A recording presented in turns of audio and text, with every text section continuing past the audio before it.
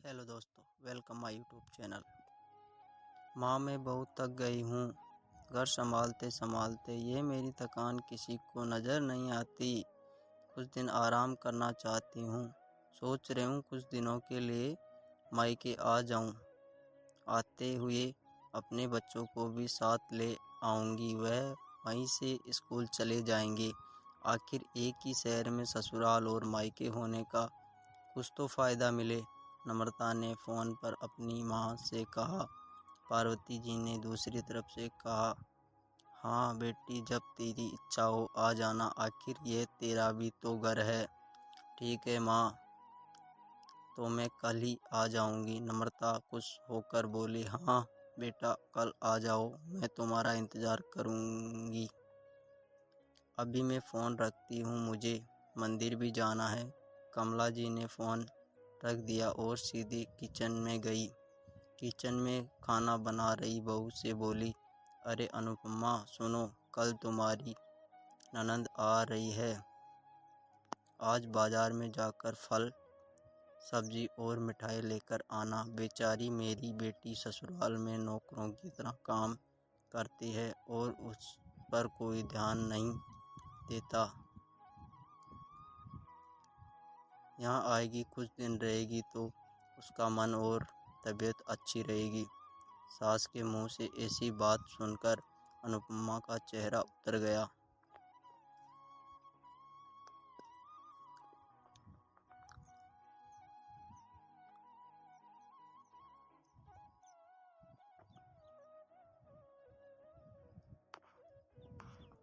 वह मन ही मन सोचने लगी, काश आपको मेरी थकावट भी नज़र आती। मैं भी दिन रात झाड़ू पोछा, बर्तन, खाना बनाना, मार्केट जाना और हर काम करती हूँ, जिससे हमारे परिवार वालों को कोई दिक्कत ना हो। काश आप मुझ पर भी ध्यान दे। पार्वती अपनी बेटी तो जब मन में आता है तब यहाँ आ जाती है, लेकिन मैं साल में एक बार ही अपने माँ के पास जाती हूँ। तब भी आपको प्रॉब्लम होती है। मैं भी इंसान हूँ, मेरा भी मन है। मुझे भी लगता है अपने माँ के पास जाकर थोड़ा आराम करूँ, सुख दुख की दो चार बात करूँ, अपना मन हल्का करूँ। भगवान अब तुम ही कुछ करो ताकि मेरी सास की आंखें खुल जाए और उसे मेरी थकावट भी नज़र आए। शाम तक भगवान ने जैसे अनुपमा की सुन ली और उसकी ननद का फ़ोन आया। ननद ने कहा, अपनी माँ से कहा कि उसकी सास ने उसे मायके आने के लिए मना कर दिया, इसलिए इस बार वो नहीं आ सकती। पार्वती जी बोली, ऐसा कैसे मना कर दिया? पहले तो कभी वह तुम्हें आने के लिए नहीं रोकती थी, इस बार भला क्या हो गया? लाओ मेरी बात कराओ, उसने मैं समझाती हूँ। नम्रता ने फ़ोन अपनी सास के पास दिया। पार्वती जी ने कहा, नमस्कार समधन जी, आपसे कुछ कहना था। समधन जी, हाँ कहिए।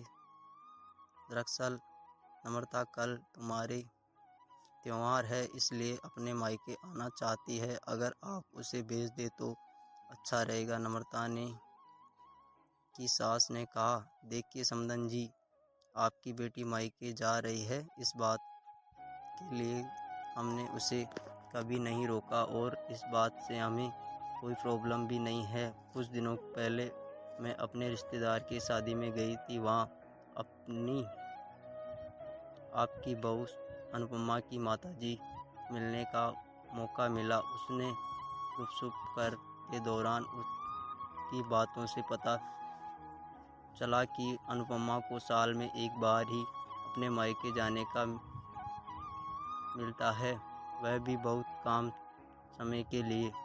लगता है आपको पहले अनुपमा को उसके मायके भेज देना चाहिए और वह जब मायके होकर आए तो मैं नम्रता को आपके पास भेज दूंगी। एक बहुत ज़रूरी बात जो मुझे लगता है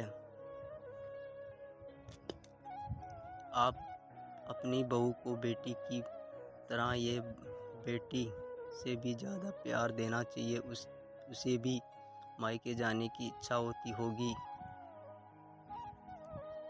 हो सकती है नम्रता के वह आने से आप उसकी अवज्ञा करने के लिए आप उसे उसके मायके नहीं भेजती होगी। ये फिर वह आपसे कुछ कहने से डरती होगी। अगर आप उससे घर में ही कैद रखेंगे तो एक दिन ऐसा आएगा जब वह आपके खिलाफ बोलने लगेगी। फिर वह आपकी सुनेगी भी नहीं और जब चाहे तब अपने मायके जाएगी। ऐसा परिस्थिति आए, इससे अच्छा है कि आप ही कुछ बदलाव अमल में ले आए जिससे आपका रिश्ता और रिश्ते की मिठास खराब ना हो। पार्वती को अपने समधन के हर एक बात में सच्चाई नजर आई। उन्होंने महसूस हुआ कि उन्होंने अपनी बेटी के प्यार में अंधे होकर कभी भी अपनी बहू के मन का विचार नहीं किया। उन्होंने हमेशा ही अपनी बेटी को अपनी बहू से ऊपर रखा। दूसरी तरफ नम्रता भी अपनी भाभी के बारे में हो रही इस बात को सुन रही थी। उसने भी रियलाइज़ किया कि वह कभी अपनी भाभी के साथ मीठी सी बातें नहीं करती और जब जब वह अपने मायके जाती तब भाभी थोड़ी उदास रहती है। पार्वती जी ने अपनी बहू को बुलाया और उसे कहा कि अनुपमा, अब कुछ दिनों के लिए नम्रता नहीं आने वाली है, इसलिए पहले तुम अपने मायके होकर आओ। यह सुनते ही अनुपमा का चेहरा खिल गया।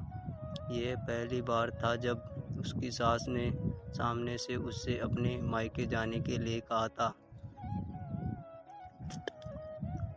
अगले दिन अनुपमा अपने मायके गई। इस बार 1-2 दिन नहीं, पूरे हफ्ता भर रहकर आई। अपने माँ बाप से, अपने रिश्तेदारों से मिलकर आई और जब वह लौटकर आई तो उसका चेहरा खिला हुआ था, उसकी आंखें चमक रही थी।